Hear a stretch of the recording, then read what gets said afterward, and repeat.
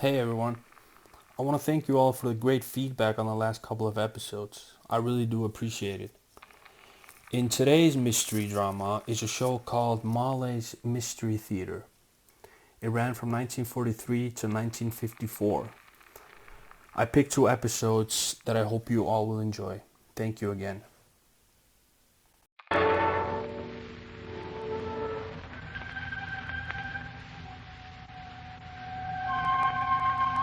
Good evening. This is Sergeant X. I don't think we need a Gallup poll to tell us that nearly everybody's in favor of a good mystery story. There's enough would-be Sherlock Holmes in most of us so that we get a kick out of attempting to solve a crime, even if it's only on the radio. So get out those magnifying glasses and meerschaum pipes for tonight's adventure in the Mystery Playhouse.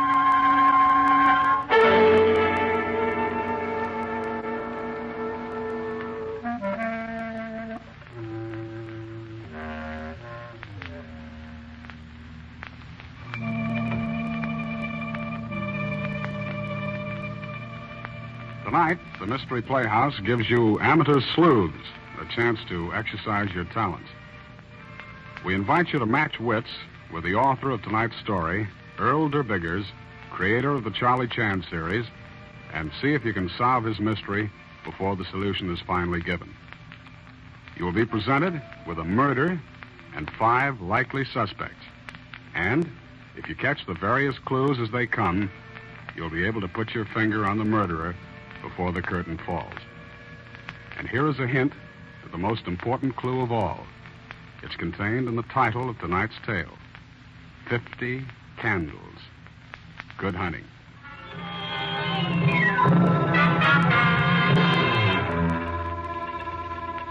My name is George Winthrop. I'll never forget that horrible night I stood alone in the library of my former employer, Henry Drew. It was a stern and foreboding room. The heavy yellow fog from the fields of marsh grass seemed to be pressing close against the window panes. I'd been invited to Henry Drew's birthday party. Inside the big house, it was oppressively quiet. And then suddenly...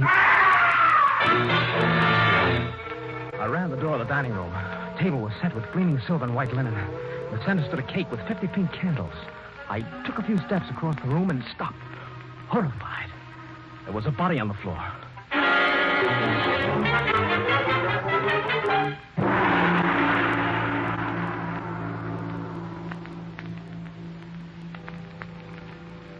But let's go back to the events that led up to my shocking discovery.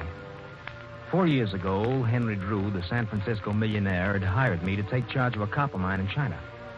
The mine had been a failure, and Drew promised that if I could make it pay, he'd reward me with a third interest in the property. Well, after 4 long, hard, and successful years in Yunnan, I returned to Shanghai to see Henry Drew. Yes, Winthrop, you've done a splendid job, and I'm proud of you. Well, thank you, sir. It was a tough job. I think I really earned my third interest in that property. What? A third interest? Oh, yes, you remember. You said if I could make the mine pay, you'd give me, in addition to my salary, a third interest in the property. Why, you must be dreaming, boy. That's ridiculous. I never made any such promise, and you know it. But you gave me a word. Well, I assume if you have a witness.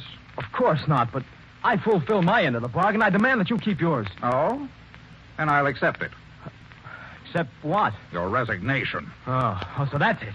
Well, you won't get away with it. I'm gonna... Oh, am I interrupting something? Not at all. Come in, Carlotta. Have you finished your business? Yes, my dear. We're quite through. Through? Mr. Winthrop, I suppose you'll be glad to get back to the States. Yes, Mrs. Drew. Good day, Mr. Drew. I'll see you in court.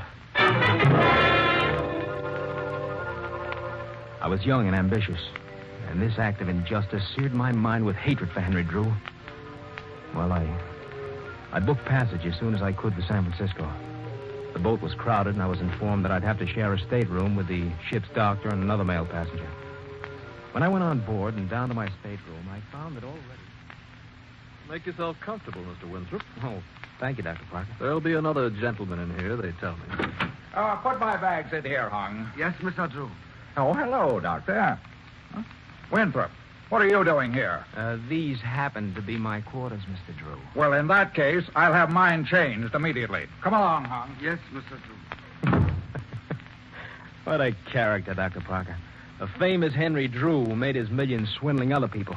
Well, you'll have to admit he has good taste in women. Mrs. Drew is quite attractive. Oh, sure. But he's old enough to be her father. Who's the young American girl that Drew hired as traveling companion for Mrs. Drew? Oh, she's Mary Telfair. Oh, you must be interested. Well, I am, but so far it's all on my side. Excuse, please. Missy Drew would like Dr. Parker come to Drew's stateroom right away. Oh, yes, I'll be right along, Hung. Thank you, Doc. You know, it's an odd thing about his relation to Drew. It's more of a slave than a servant. Slave? Yeah. About 20 years ago, Henry Drew saved his life. And for that, Hung pledged Drew 20 years' servitude. Old Drew really exercised his rights as a master, too. Once he even prevented Hung from marrying a Chinese girl that he fancied. Later, the girl married old Dr. Sue. Well, I imagine Hung will be very happy when his 20 years of slavery end, that he can do as he pleases. In any event, better luck with your romance.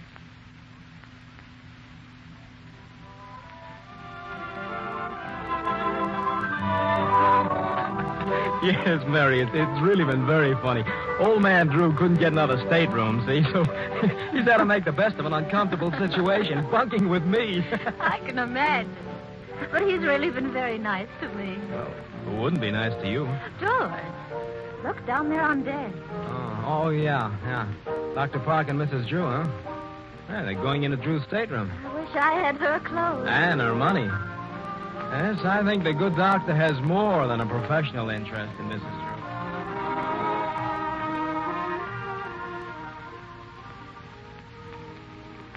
Yes, I gave Mr. Drew a sedative, and he's sleeping quite soundly. The old fossil. It would be too bad if he didn't wake up.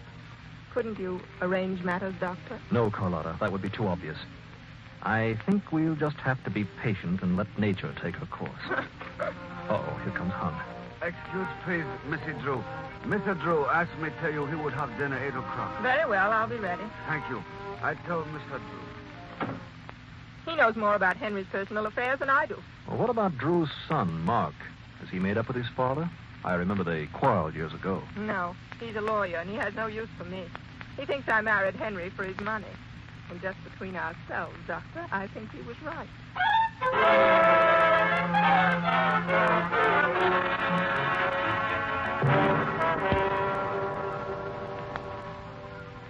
We arrived in San Francisco 3 days later.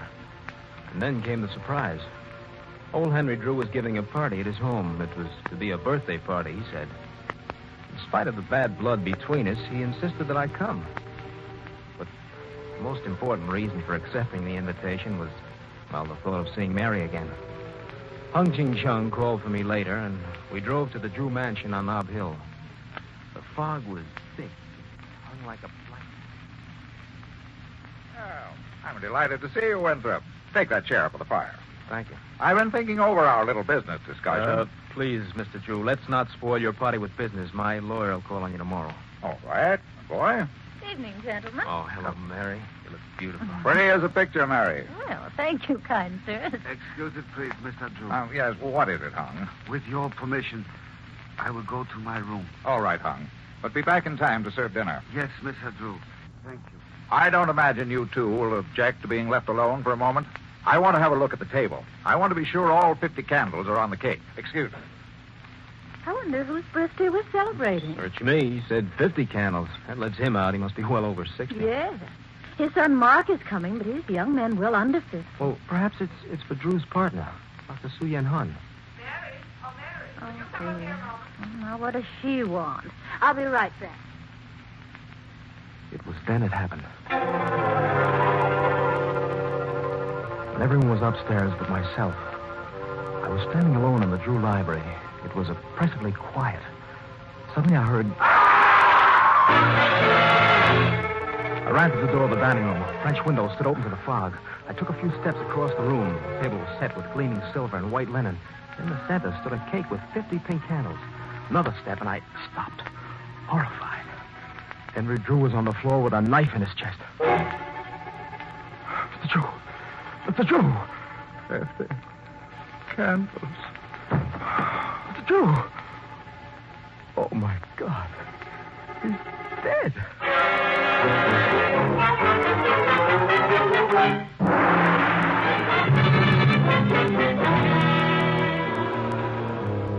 I was shocked and horrified as I stood there in the Drew dining room with Henry Drew's dead body at my feet. I stepped quickly to the open French window and saw a dark shadow across the lawn which disappeared in the twinkling of an eye. I heard running footsteps on the gravel path outside. Without thinking of the danger or consequences, I stepped out on the veranda, stumbled down the stairs, and tried to follow along the path. And then suddenly... Hey, look out. Good Lord, Winthrop. Oh, Dr. Parker, am I glad to see you? Well, what in the world are you doing out here? Something terrible's happened. Well, what is it? Speak up, man. Henry Drew has just been murdered.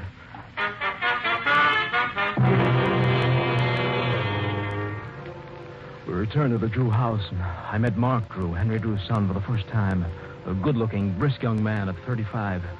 He had been detained and arrived at the party just a few minutes before I found his father dead. A few minutes later, Detective Sergeant Barnes arrived. He was a cool, quick little man and all business from the word go. After a brief investigation in the house and outside, he ordered us to the library. All right. Quiet, everybody. I have here the place cards of the guests for this birthday party. Mr. and Mrs. Drew, Miss Telfair, Mr. Winthrop, Dr. Parker, Mark Drew, and Dr. Soo-Yun Hun. Oh, Mr. Drew. Oh, yes, sir. Dr. Soo-Yun Hun lives a few doors down the block, doesn't he? Yes, he does. He's the only guest who hasn't arrived. I wonder if you'd mind sending one of the servants to his house and ask him to come over here. Of course, Sergeant. I'll be glad. Now, we'll start with you, Mr. Winthrop. What happened? Well, I was standing in here alone when suddenly I heard somebody cry out. I ran into the dining room and saw Mr. Drew on the floor. He was dead. Did you see a knife or any other weapon? I didn't look for one. I heard footsteps outside on the path, and I went through the open French window and tried to follow him.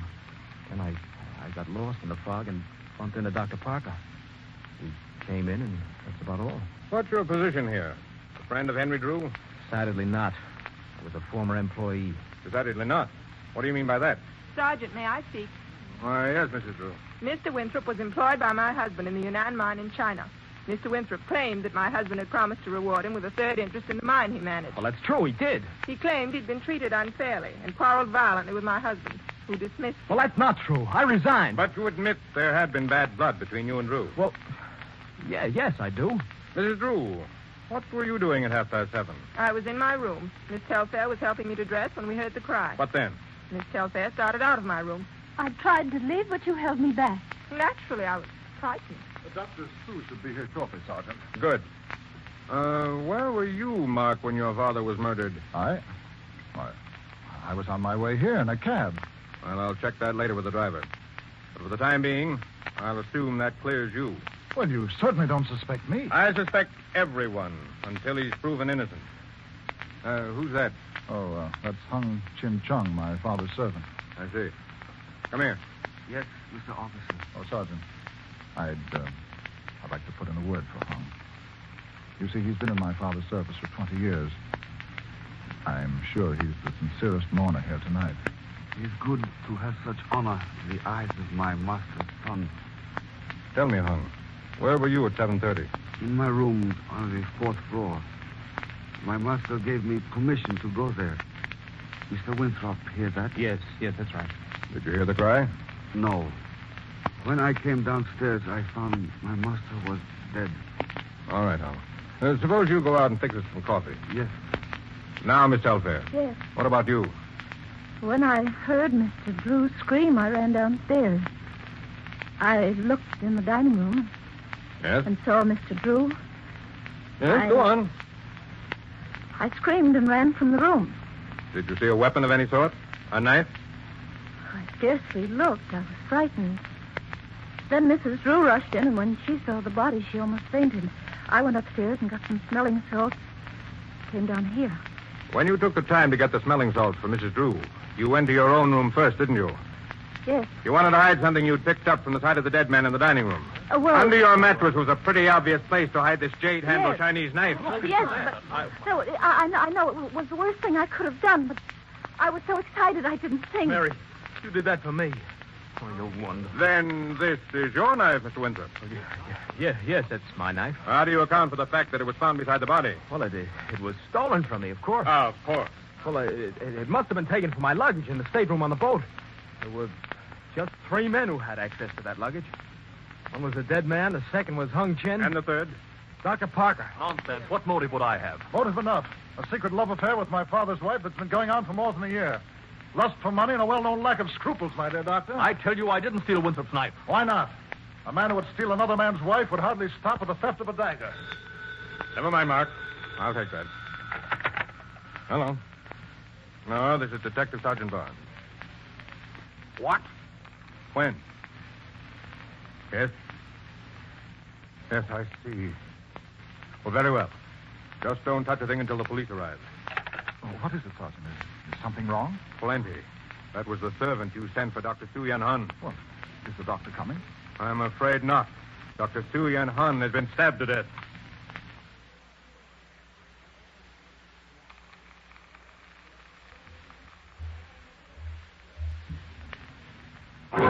Why, that's incredible. Now, wait a minute. Let's not get hysterical. I think we can know something. Hysterical! 2 murders and the second one right under your very nose. I demand that you do something. No one is safe. Please, Mr. Drew. Sergeant, I demand that you release all of us. Since we were with you, we obviously could not have That's committed enough, this- Parker. You weren't with me when Drew was killed. Are you implying that... I'm implying nothing. For the last time, may I point out that everyone in this house is under suspicion until this murder is solved. Everyone. But I was upstairs and my husband was stabbed. And so is Miss Telfair and Hung Chin. So what? Any one of the 3 of you could have gone down the back steps, out the back door, through the garden, entered the French doors, killed Henry Drew, and then returned the same way without being seen. One moment, Sergeant. May I say a word? Yes, of course, Mark. Well, it occurs to me there's one important link in this mystery that hasn't been explained. The 50 birthday candles. 50 birthday candles? Yes. Whose birthday is this anyway? Father was 69, Dr. Sue was over 70. Look, may I speak to you privately? Well, all right, come along. Mary, I didn't kill Henry Drew. You believe that, don't you? Yes, George. Oh, and that's all that matters. No matter how this evening ends, it's taught me one wonderful thing. That you love me. All right, everybody. I have an important announcement. My investigation is at an end. You're all free to go now, except George Winthrop. Hey, Of course, you will be called later as witnesses. Sergeant, you don't mean that. No, it isn't true. I'm afraid it is, Mary. George Winthrop, I arrest you for the murder of Henry Drew.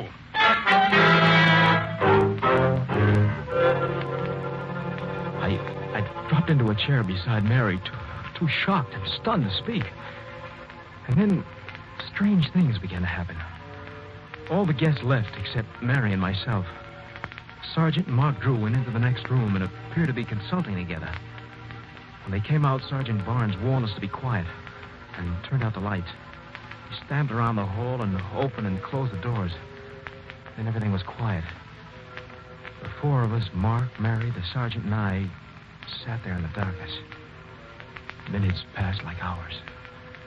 What did Sergeant Barnes have in mind? It was so quiet I could hear the clock ticking. Now, Mark, anyone attempting to leave or enter the house would have to pass through this hallway, right? That's right. Good. Now, you better slip out. Take your place in front of the house now. Right, Sergeant. Good luck. Sergeant, I tell you, I'd really... Quiet, you fool. You ruin everything. Sergeant, are you... That is, are we waiting? Waiting? Yes. You mean... If you both will be quiet and listen and wait, you'll see what I mean. Not a word.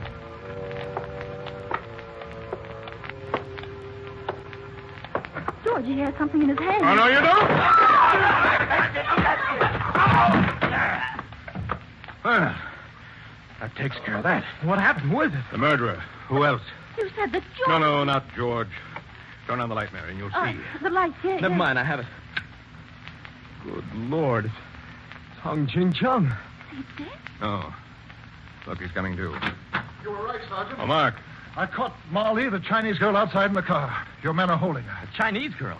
Who's Mollé? Mollé is the wife of Dr. Sue Yen Hun. She killed Dr. Sue? No. Hung committed both murders. But the two of them planned to run away together.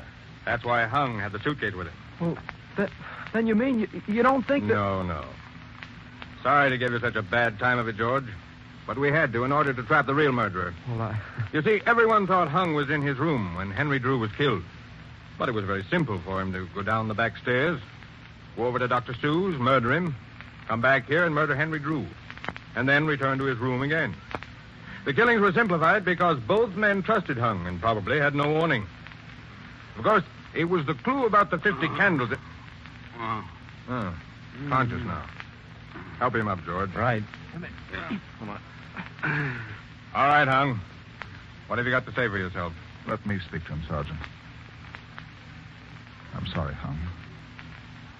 I always thought you were loyal to my father. Long ago, he saved your life in Honolulu. In return, you swore an oath to serve him for 20 years.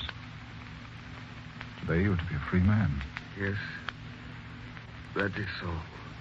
Those 50 candles on the cake were for you. This is your 50th birthday. So that's why old Drew said 50 candles before he died. He was trying to indicate the murderer. All right, Hung. You and the Chinese girl... Let the come woman on. alone. She did nothing. She was only waiting for me. Well, then what connection did she To have... you, I tell nothing. To Mr. Drew, everything. All this was to be. Long ago, the gods arranged it. And who is man that he should struggle against the gods? Years ago, I wanted to marry Mollé. I asked permission of your father, but he would not share my services with Mollé. He took me on a long voyage, and when we returned, Mollé had been given to the evil Dr. Sue Yen Hun. They hated the doctor and Mr. Drew for that. I swore that when I was free, I would kill them. Today, I kept my oath. Do not grieve, Mark Drew. It is the decree of the gods. But now, gentlemen, by your leave... Look out, he has a knife! Oh, that gentleman. No. Sergeant, is he... I'm afraid so. You've done a good job. This is horrible. Poor Hung. You might think it's strange, but my father never meant much to me. Yet Hung, well, he was my friend for as long back as I can remember. If I had only known earlier what the 50 candles meant, this might have been prevented. Yes, Mark. If.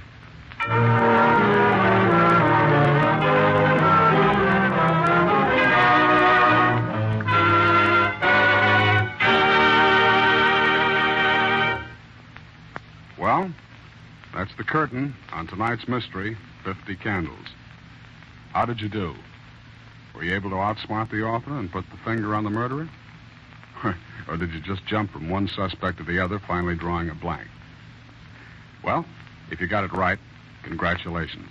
If not, better luck next time.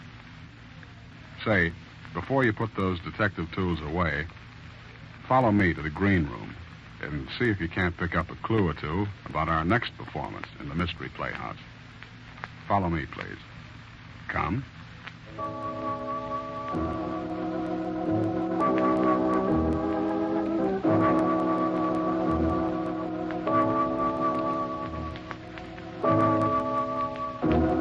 I'm alone now. The last of the funeral guests have gone, and I am alone in my study. There's been a queer sense of freedom in the house since the coffin was carried away. The coffin that now lies hidden in its solitary grave beneath the brown earth. Claire is dead. She was my wife. And yet I feel no sorrow. Little wonder. It was I who murdered her. Yes, I murdered her, but it was done too cleverly for anyone to suspect me. The power of mind over matter. Now that I look back on it, I marvel. Less than a month ago, she was strong and healthy. Then I began working on her ignorant fears, convincing her that she wasn't well. I could almost see the seeds taking root. Her appetite left her, and she began to complain of stomach pains. She took to bed. The doctor, stupid fool, could find nothing wrong, but it was clear he was worried. I waited patiently, letting her tortured mind ravish her body. And then one evening, I walked into her bedroom. There was a cup of broth on her night table. In the half-darkness, I dropped the white powder into the broth. 5 grains of arsenic. An hour later, she was dead.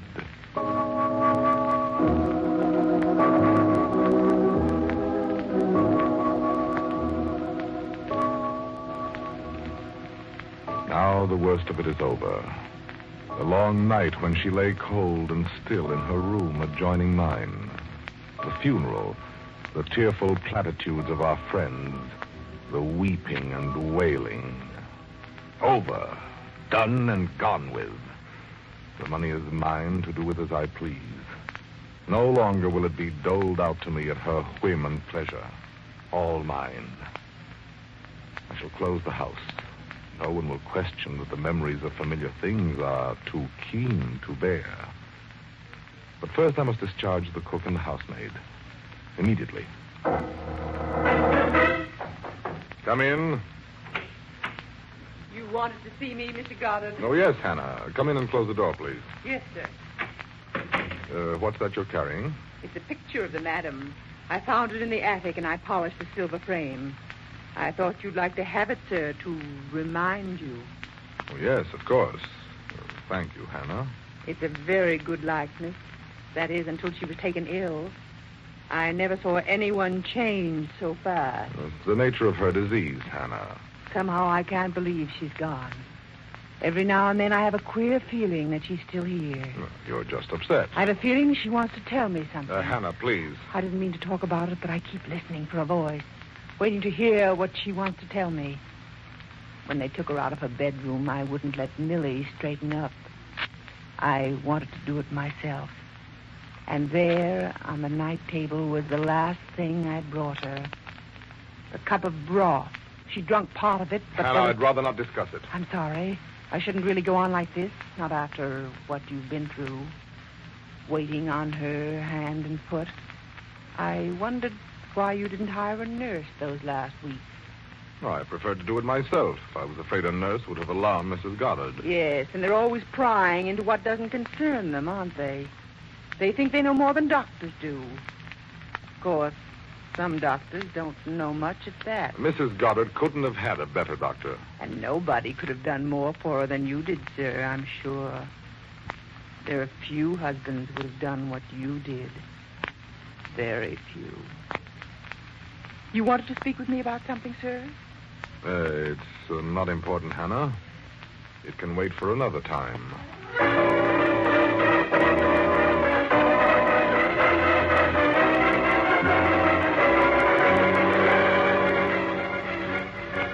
For long minutes after the door had closed behind her, I could feel my heart pounding madly.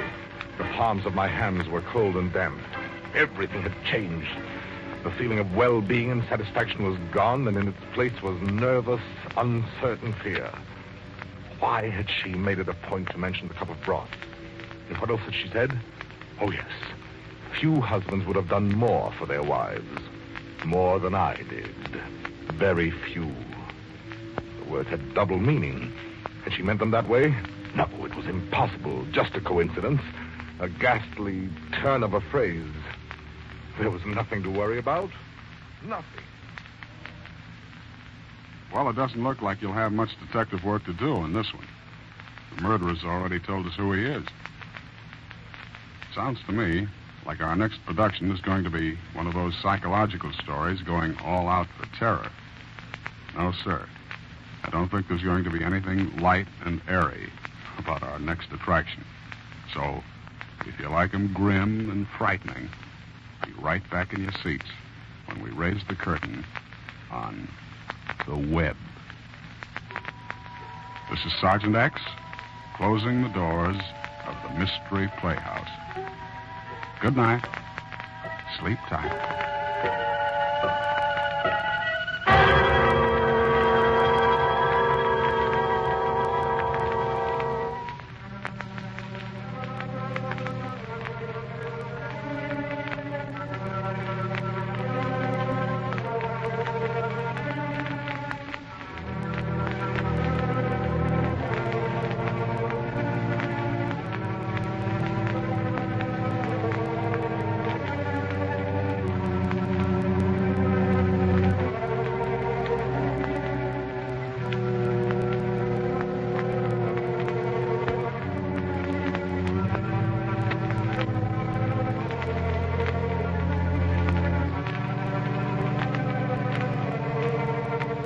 This is the Armed Forces Radio Service.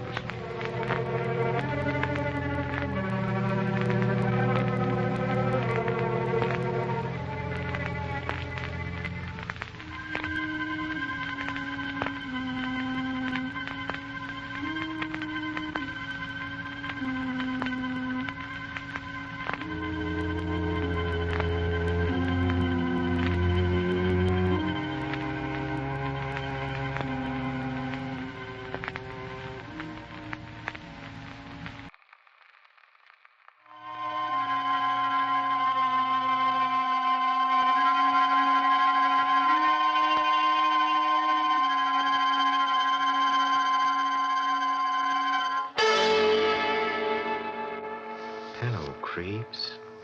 This is Peter Lorre, here again to welcome you to the Mystery Playhouse. Tonight we bring you a story by Jonathan Latimer called Lady in the Morgue. It offers Detectives Crane and O'Malley the delightful problem of solving 3 murders and interviewing a lovely brunette, a lady who is mysteriously related to the unsolved crimes. Come with me to the morgue for the beginning of our little story, huh? Oh, don't let these stiffs bother you. Their troubles are over. But for those 2 detectives over there, the murders are just beginning. Come down these steps, right this way. Come. Come. I'm going nuts hanging around here. Oh, stop squawking, O'Malley. 3 days just sitting in the morgue. I'm beginning to feel like a stiff myself. Look, I don't like it any better than you do, O'Malley, but we're hired as private detectives to sit here. And we're going to sit here until somebody identifies the dame's body. Okay. How do you know Alice Ross isn't Alice Ross? Why don't you stop being a jerk? That name's a phony. You know, Crane, the whole thing seems phony to me. What? Who is this rich New York guy, Cortland? He hires us by a telegram. We've never seen him. And why is he so interested in this little blonde who commits suicide? Look, I don't think it's going to do any good, but I'm going to tell you for the last time. He thinks it's his sister, Catherine Cortland. She ran away from home a couple of years ago, chasing after some musician. Yeah, gee. Hey, that's the desk bell. Looks like the morgue's got a customer. Lieberman, the attendant, ought to answer it. Where is he? Where is he anyhow? Down in the vaults with the stiffs. Well, then maybe we better answer it, O'Malley. Might be somebody to claim the body. Looking for someone, mister? For a couple of private detectives, Crane and O'Malley. Oh, I'm Crane. And that character over there is O'Malley. Well, my name's Cortland. I sent you that wire. Oh, come right in. Glad to meet you. Me too. Delayed in New York, expected to be here yesterday. What about the girl? No information yet, Mr. Cortland. And if you think she might be your sister, Catherine, why, you can identify her yourself. Well, yes. Where? This way, Mr. Cortland. Thanks. The body's down in the vaults. Lieberman, the morgue attendant, you see, he's down there. I'll wait here for you, Crane. I can't stand looking at that girl again. Come on. Stick with the client. Oh, okay. Watch your foot, and the stairs are slippery. Oh, yeah. Thanks. Now, What makes you think this Alice Ross girl might be your sister, Mr. Cortland? Well, just what I read in the New York papers, that's all. Blonde girl, blue eyes, suicide. Also, my sister Catherine wrote us about 2 months ago that she was finished with her old life. She ran away from home with the musician 2 years ago. And... the body's in here.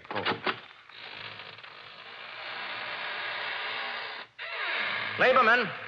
Hey, Lieberman, where are you? I thought you said Lieberman was down here, O'Malley. Yeah, I saw him go down about 20 minutes ago. Come on, Mr. Cortland. The body's on tray number 27. Oh, yes. It's 4, 10, 14... 17, 25, 27. You pull out the tray. I don't like things like this. Oh, there's nothing to be afraid of. She's dead. All you got to do is grab the handle and... Go ahead, O'Malley. You pull it out. Oh, all right. Well, that's a man's body. A man, not a woman. Yeah, she's certain. What? Hey, it's Lieberman, the morgue attendant. Murdered. Murder in the morgue? It's murder, all right. It's head smashed. But where's the girl's body? Yeah, Mr. Cortland, this is a job for the police.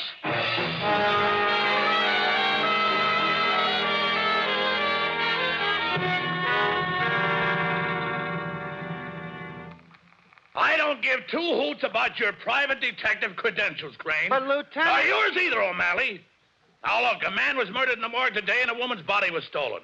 And you and O'Malley and this fellow Cortland were the only ones who could have done it. Why don't you stop acting like a movie cap, Lieutenant Grady? What? Think it through. Cortland is my client. He hired O'Malley and me to learn if the girl is his sister. Right, I sent Crane a wire from New York. All right, skip the details. Ah, use your head, Lieutenant Grady. You're forgetting a couple of things. Huh? You remember that Lieberman, the morgue attendant, had a handful of red hair in his hand. Have O'Malley and Cortland got red hair? Have I? Huh? You know darn well you have. And we also know that somebody held Lieberman from in front while someone else slugged him from behind. Otherwise, why would Lieberman's wrists be torn and bloody? Okay. Lieberman had the hair in his left hand. Now, if I were holding your wrists, I'd be holding your left wrist with my right hand. Wouldn't I? I'd be holding your weaker hand with my strongest. All right. Now, what are you trying to prove? We're trying to prove... One at a time, O'Malley. Okay, go ahead, Crane. Thank you, Professor. We're trying to prove that whoever held Lieberman's hands was red-headed and left-handed. And none of us are left-handed or red-headed. All right, Mr. Cortland, pipe down. Crane, go on from there. Lieutenant, we're going to find that missing body for you. All right. All right, Crane. But if you're getting away with something new and something right now, it's only temporary. All right. Come on, O'Malley. And look, don't forget, Crane, one false step and I'll pin the whole thing on you. But permanently. You shouldn't have slammed the door, Crane. You'll make him mad. Well, what happens now? You're going back to your hotel, Mr. Cortland, and wait there till you hear from me. O'Malley and I got to pay a visit to the apartment where the missing body hanged herself.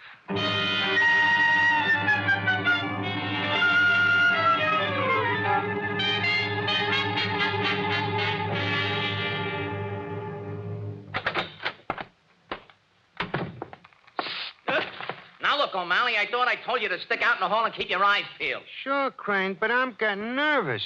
Found anything yet? Nope. One funny thing, though. Alice Ross left a lot of brand new dresses here, in this closet. Look, never been worn. With not a pair of shoes in the place. That don't make sense, Crane. You're telling me. O'Malley, take a look at this bathroom door. According to the papers, this is where Alice Ross hanged herself. Draped the cord over it. Isn't that terrible? Yeah, let's see now. According to the papers, she came out of the bathtub and hanged herself while she was still wet. The police found a puddle of water on the floor. That's nuts, Crane. Why would anybody take a bath if they were going to commit suicide? Unless they wanted to hang themselves up to dry. Would anyone hang herself while she was still wet? Oh, I think she'd dry herself first. Don't make sense. It'd make good sense, O'Malley, if she didn't commit suicide. Yeah. It'd make better sense if she was murdered. Yeah. Murdered? She was murdered first. Then the murderer hung her body up with a cord. O'Malley, get back in the hall and keep a lookout.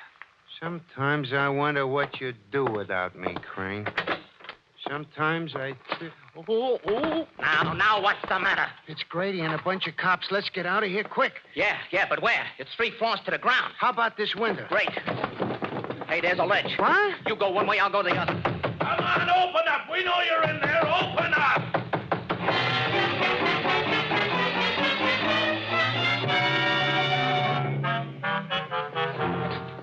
Now, if I can hide in this room until... My toe. Get out of here! Get out! Did you hear me? Shut up. Shut up. Now, listen. Listen, I don't want to hurt you, and I don't want to rob you. And I'll turn you loose if you promise not to make a sound. Now, remember, if you make a sound, you're going to get hurt. Is that clear? Okay. You already hurt me. You hurt my mouth. What are you doing in my bathroom? What do you want anyway? Now, listen, honey, I didn't want to duck through your bathroom window. It was just convenient, that's all. Well, get out. When I'm ready. Hey, nice apartment you got here. Mind if I look around a bit? If you don't get out of here, I'll phone the police. You don't have to phone, sister. They're right next door. What? Yeah. Did you know the girl next door, the one who hanged herself? Alice Ross. What's that to you? And keep out of my clothes closet. Now, listen, baby. You're a beautiful hunk of flesh, and I'd hate to get rough with you. But I like answers to questions when I ask them. Now, let's begin again. What's your name? Udoni. That's my name. Mrs. Sam Udoni. Ah, that's better. Now, about the girl next door. I don't know anything about her. Don't lie to me. I'm not lying. Maybe so, but this clothes closet is very interesting. Very. Why, you know... Watch it, baby. Now, tell me this. Why have you got 2 different sizes of shoes there in the shoe closet? Oh, and dresses. In 2 different sizes. 2 complete wardrobes. It's very simple. Some of them belong to my roommate. She's a blonde. She dresses different from me. Thought you just said your name was Mrs. Udoni. Mrs. Sam Udoni. My husband's a musician. He travels with bands. He's away all the time. Yeah? What are you asking me all these questions? Your husband forgot to take his trumpet. Why, you... Now, don't get sore. I'm getting out. I just heard the cops next door go down the hall. I'm, kind of sorry we met this way.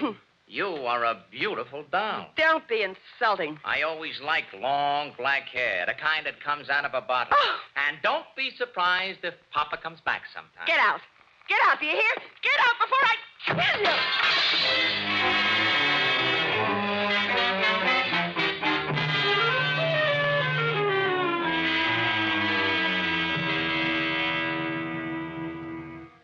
Well, that's what it all adds up to, Mr. Cortland.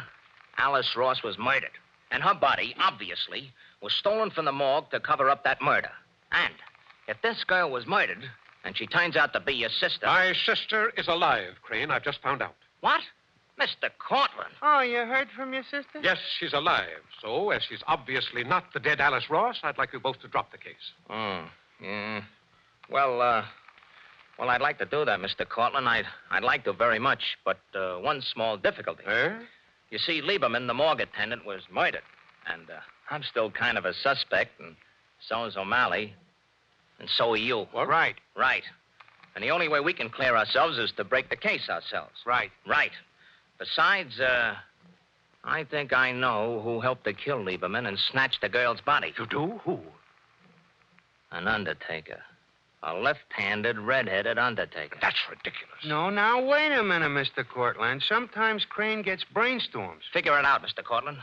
The only way anyone could get into the morgue and carry the body away is through the delivery entrance. That means only an undertaker could get in there without a lot of questions. What'd I tell you, Mr. Cortland? A brainstorm. Right. Right. Oh, this is all nonsense. Complete and utter nonsense. Maybe so, but just to prove that it isn't, O'Malley's going out right now and find that undertaker. Right. Me? Where am I going to find him? You'll find him easy, O'Malley. Sure. I'll find him easy? Well, if this is the only way we can clear ourselves, as you say, why, I ought to help find this undertaker. Fine, Mr. Cortland. Now, let O'Malley cover one side of town and you cover the other. We'll meet here in 4 hours. And what about you, Crane? What are you going to be doing? Me? Didn't I tell you? I got a date with a gorgeous brunette.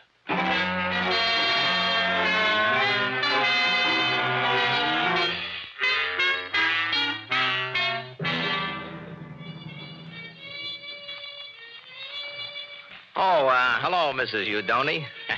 I told you I'd be back. You? What are you doing here?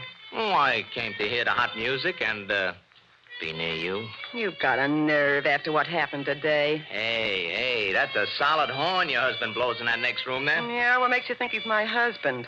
You said your husband was a musician, and I saw a trumpet here this morning. Well, you see too much. What do you want anyway? How does a wife of a musician feel when another woman starts following him around the country? I don't know what you're talking about. Never heard of Catherine Cortland, huh? She never meant anything to Sam. She's been following him around for several years. Must have got someplace with him in that time. Look, you better get out of here. My husband's coming in here. Good.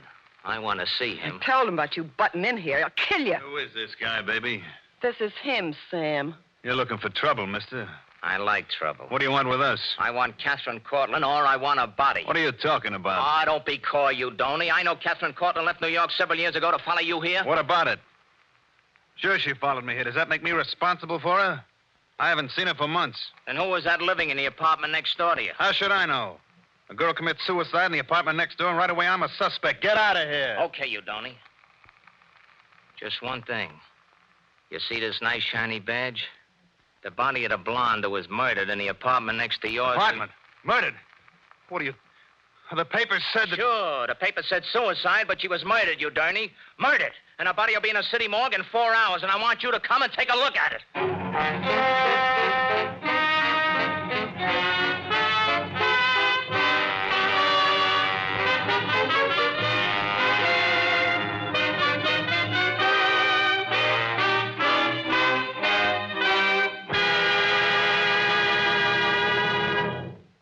It's just like you said, Crane. There was a left-handed, red-headed undertaker. Only there isn't any more. What do you mean? Yeah. I went to his place, rang the bell, no answer. I went in, and there he was murdered. What? Murdered? Yep.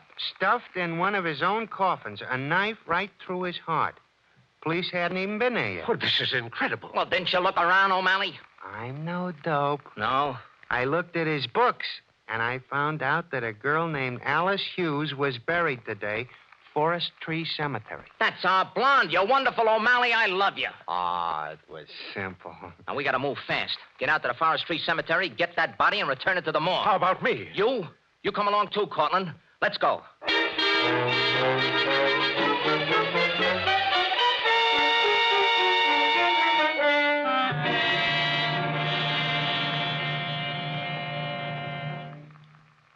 All right, O'Malley. Lift her up. Put her on the table. Easy now. There. Now can I go? Stick around. I got a job for you. You certainly have a genius for the fantastic, Crane. Digging this body out of its grave, sneaking it in here in the morgue. I only do what's necessary, Cortland. Now, look. Are you sure this girl isn't your sister? Absolutely. Well, it's the same body that was swiped from the morgue, and she was murdered. Murdered? Furthermore, whoever killed this girl knows I've located the body and returned it here to the morgue. So what, Crane? The killer's going to try to steal the body again. And you, Mr. Cortland and O'Malley, are going to catch him. Red-handed. Me? You. But, Crane, how can you be sure? I made sure. Now, listen. Here's what we're going to do. We leave the body here, on this table, with a sheet over it. Then you two get under the sheets on these other tables. But those are tables they perform autopsies on. Right. And the murderer, when he comes in, will never suspect that you're under those sheets. All right, Crane. I'm game. I'm leaving you two here alone. I'll beat it out and get Lieutenant Grady. Oh, I ought to warn you. No one knows you're down here in the vaults. Just you two. But don't worry. The killer will be here. Oh, good luck, boys. Just us two and the killer, Mr. Cortland. I'm not afraid. Let's get under the sheets now. Turn out the light.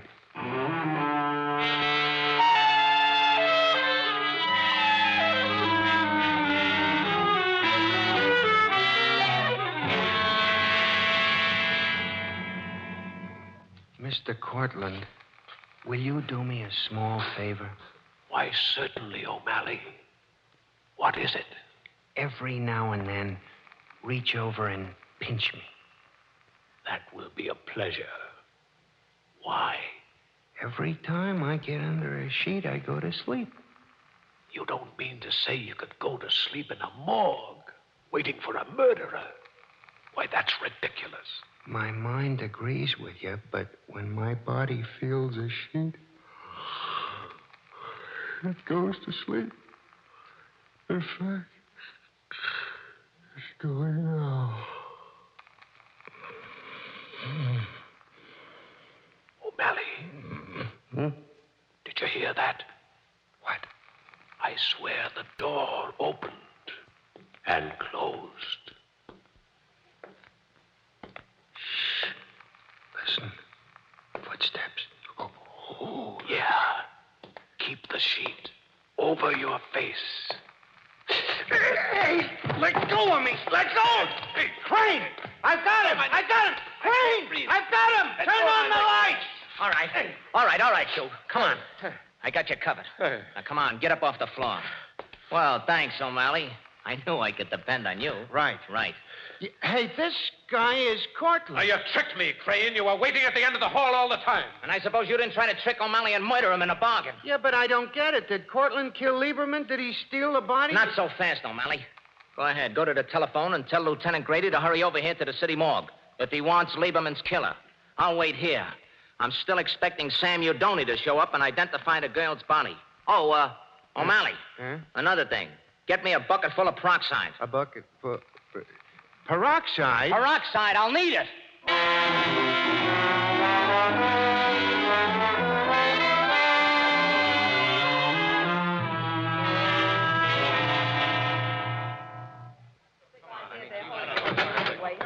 What's this all about, Crane? And say, who are all these people? Well, O'Malley, you know, and this is Sam Udoni and Mrs. Udoni, and this is my client, Mr. Cortland. Your client? Then why you got him handcuffed? Well, it ain't merely because he didn't pay his bill. Now, no cracks! Crane, O'Malley told me on the phone that this blonde dame, Alice Ross, didn't commit suicide but was murdered.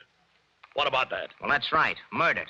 By this man right here. But look, Crane, Cortland couldn't Who have... said anything about Cortland? I said this man right here, meaning Sam Udoni. That's a lie. You can't prove that. You Shut can't... up! Shut up! Shut up! Now, Crane, you mean that Udoni committed all those murders? No, my husband was with me when they were committed. And what reason would he have to kill this Alice Ross? Why, he didn't even know her. How about that, Crane? Well, Udoni ought to have known Alice Ross. He killed her because she wouldn't give him a divorce. Alice Ross was actually Mrs. Udoni. How could she be? I'm Mrs. Udoni. Let me out of here. Grab him, O'Malley. Let me go. Let me go. Cut it out, Udoni. It won't do you any good. It's better. Don't talk, Sam. They can't prove anything. Be quiet, you. Be quiet, you. Be quiet, you. By heavens, this is all beginning to make sense. That's why Udoni stole the body of his wife, so that he could pass off this woman here as Mrs. Udoni. Right, Lieutenant. Sure, I get it. And now for the proof, O'Malley. O'Malley, hand me that bucket full of peroxide. Here you are, Crane. Hey, now, wait a minute, Crane. Wait a minute before you start your shenanigan. If Alice Ross was actually Mrs. Udoni, who's this dame here? Well, that's simple. She's Catherine Cortland. What? You're crazy. Catherine Cortland was a blonde. Wait a minute. She's no blonde, Crane. Oh, no? Just watch. There. Watch her hair, Lieutenant. Just watch her hair. Yeah. Say, the black is running out. The dye, you mean. You better take her someplace where she can clean up, O'Malley. Yeah, but wait a minute. Where does this guy Cortland fit in? I'm afraid he was merely an unhappy accomplice, but go easy on him. He's a good guy. Good guy. Good guy. Good guy. He tried to stab me. Yeah, but he was dragged into this whole thing to protect his sister. And she was dragged in by Sam Udoni. He's the real louse. Look, Crane, I'm not making any alibis, but I wish you'd answer me just one question. Go ahead, shoot, Cortland. How did you know my sister had dyed her hair? Well, in your sister's apartment, I found a bottle of black hair dye and a bottle of peroxide in the bathroom. But what finally convinced me was the real Mrs. Udoni. What do you mean? You see, hair grows after death. And if you'll take a look at the dead girl's body, you'll see the roots of her blonde hair are all black. Crane, all I can say, you make my hair stand on end.